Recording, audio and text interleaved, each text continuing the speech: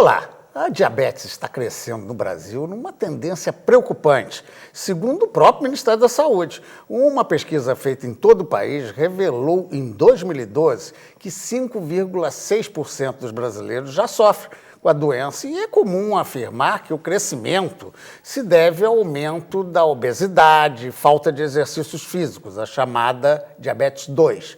Mas em todo o mundo cresce também o número de pessoas que têm diabetes do tipo 1, um distúrbio autoimune que impede que o corpo produza insulina para transformar a glicose do sangue em energia.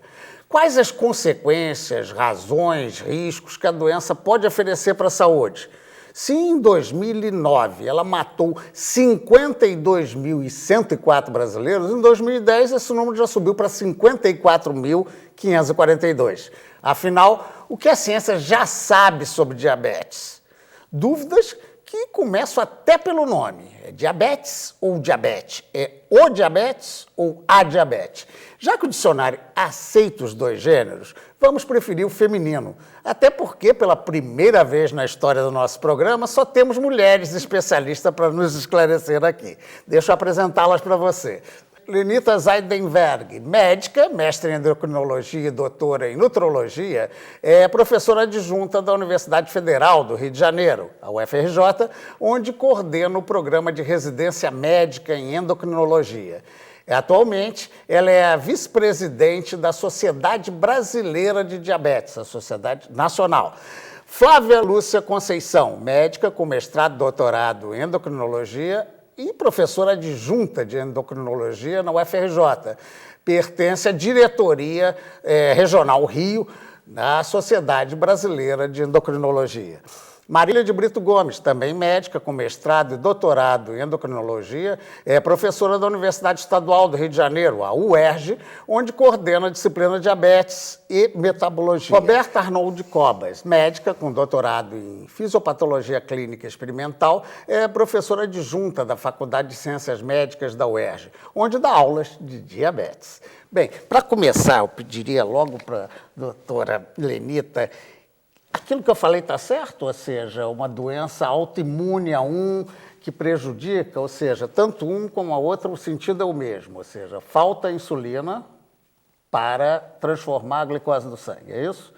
Isso, falta por motivos diferentes, né? No diabetes tipo 2, esse que é mais prevalente, a insulina até existe, mas numa quantidade inadequada para conseguir agir na periferia, né? Então, a gente chama de um quadro de resistência à ação da insulina. E, com a evolução da doença, o diabetes tipo 2 também cursa com uma falência da produção de insulina pelo pâncreas. Já o diabetes tipo 1, não. A pessoa já tem uma predisposição genética, em que ela tem a possibilidade de criar autoanticorpos que vão lesar o pâncreas, e aí o pâncreas para de produzir essa Totalmente. insulina. Já está as pessoas que, às vezes, desde cedo precisam tomar insulina injetável ou por comprimido, né? Desde o diagnóstico. Desde o comprimido, diagnóstico. não. Isso até do diagnóstico, doutora Flávia, parece, pelo menos que eu li um pouco antes de estar aqui com vocês, que às vezes é um agente externo que detona. A pessoa tem essa questão e detona naturalmente. Quer dizer, se fosse assim, bebê já teria, né? Tipo Na verdade, o que acontece é exatamente isso. Você tem que ter uma predisposição genética e algum agente do meio ambiente que faça com que a doença apareça. Então, a criança não nasce já com diabetes, mas ela nasce com a predisposição. Entrando em contato com algum agente externo, ela acaba desenvolvendo... esse agente externo, como exemplo? Tem várias teorias, até agente viral, tem várias coisas que poderiam... atuar, começando esse processo autoimune, começando a produção desses autoanticorpos que vão lesar o pâncreas, levando à diminuição da produção de insulina. As pesquisas não conseguiram chegar a esse aspecto para afirmar são indícios apenas? Não, eu acho que não tem como afirmar, porque são vários, não é um só, entendeu? Então fica difícil saber, né? Precisar.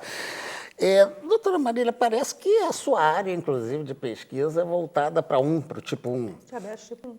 E por que não se descobriu até agora, ou não se tem certeza? Porque isso poderia, eventualmente, se escapar, né, do problema do agente externo, mas é complicadíssimo mesmo? Porque a doença é multifatorial, né?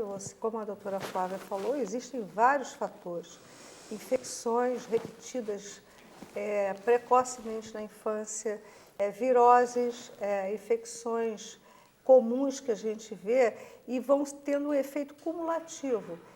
Hoje a gente sabe que essa história natural é muito lenta, né?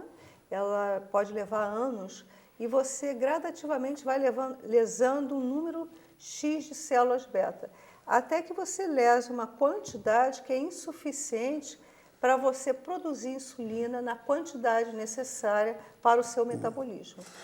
E aí a criança desenvolve, em geral, essa ocorrência, isso que a gente hoje tenta chamar a atenção, se a criança tiver sintomas, procure logo o médico, faça um exame de Quais seriam glicose esses no sintomas? sangue. É até bom dizer. Porque a criança que, por exemplo, não urinava mais à noite na cama e começa a fazer pipi na cama de noite.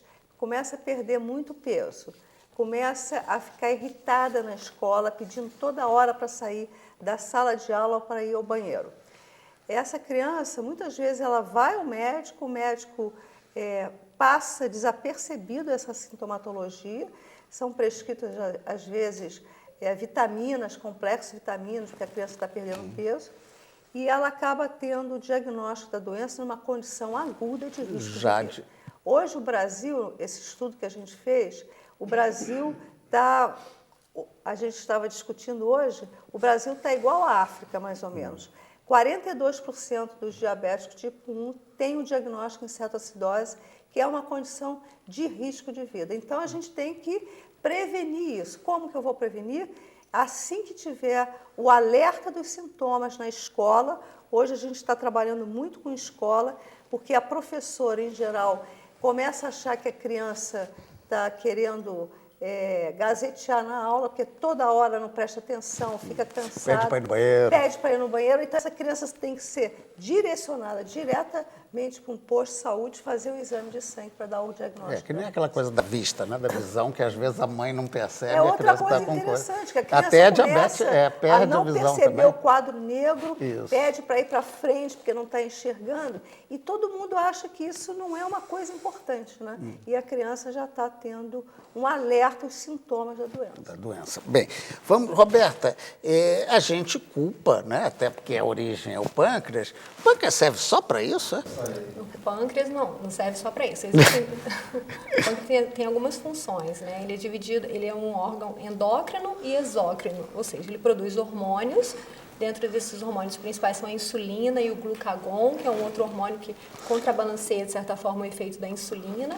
E tem o pâncreas exócrino, que produz as enzimas digestivas. Então, a maior parte, inclusive, é o pâncreas exócrino. Tá? Então, produz as enzimas, caem no intestino, ajuda a digestão dos alimentos. Então, uma destruição do pâncreas, por qualquer processo que seja uma retirada cirúrgica, uma pancreatite, uma inflamação do pâncreas crônica, destrói os dois tipos de células. Você tem dois tipos de manifestação clínica. No diabetes tipo 1, especificamente, essa agressão autoimune ocorre diretamente direcionada à célula beta. Então, Que, no caso, é responsável por essa parte de insulina. A outra parte do pâncreas fica lá bonitinha, né? Porque, pelo menos ele faz lá o seu trabalho. Bem, e uma possibilidade de cura disso, no caso da 1, ou Lenita, ou só tendo que complementar a insulina? Quer dizer, a ciência pode chegar? Cura? A Marília está querendo falar sobre isso. Vamos. Não. Não é? Cura, eu acho que a gente já tentou de tudo. Tudo. Eu fui de uma época que eu vi todos os trabalhos de prevenção do diabetes tipo 1, com drogas, algumas até perigosas, com vários eventos adversos pelo uso da medicação. E hoje, justamente, a gente estava, lá no serviço, a gente tem o dia do Hot Papers que sai, né? Saiu um trabalho que é a vacina da tuberculose, é uma tentativa de prevenção do diabetes tipo 1.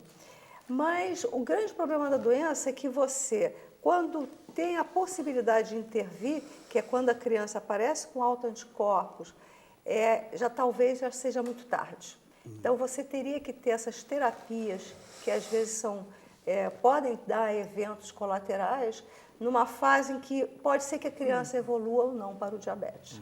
Então, fica difícil você determinar o momento exato que eu vou começar uma intervenção terapêutica objetivando a prevenção da doença. Eu perguntaria aqui para Flávia, é possível verificar isso só quando ela está em exercício ou o exame de sangue? Porque a gente tem bebês, doença, o teste do pezinho, né? Não adiantaria, essa predisposição não seria localizável antes de haver a manifestação, não, né? Na verdade, quando a manifestação aparece, ela já tem os autoanticorpos positivos. Esses autoanticorpos contra as células beta já estão presentes. Então, isso é dosável no sangue, a gente pode fazer o pedido disso. Mas o problema é que isso não dá para ser feito a nível assim de populacional, porque como a gente não tem nada para oferecer para essas crianças, não adianta a gente fazer esse diagnóstico. Então, se faz o diagnóstico com autoanticorpos, na verdade, na época que se faz o diagnóstico do diabetes. Tá, agora, então, é possível até que ela não venha a aparentar. Isso quer dizer que, enquanto adulto, doutora Anita, surge a 1, ela surge necessariamente no início da vida? Não, ela pode aparecer em qualquer época da vida.